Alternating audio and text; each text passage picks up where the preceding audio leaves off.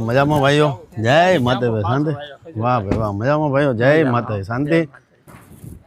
ભાઈ અમારું ઘર અત્યારે રેડી છે સ્લેબ માટે એટલે આજે સ્લેબ ભરવાના છીએ ઘર તમે જોયું છે મોટું વિશાળ ઘર બનાવ્યું છે અને નાગડકા ગામમાં જે ઘર બનાવશું તમને બતાવશું કેવું બન્યું છે પણ ફિલહાલ પેલા અંદર જઈને જોઈ લઈએ કે ઘરના સ્લેબની પ્રક્રિયા કેવી ચાલે છે આ એ ચપ્પલ નીકળી ગયું મારું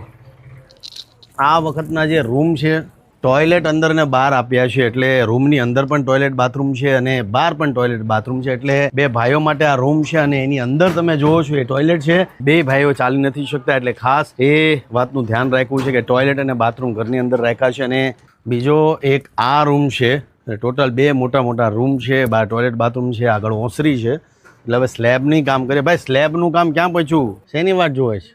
ચાલો ફટાફટ સ્લેબ ભરીએ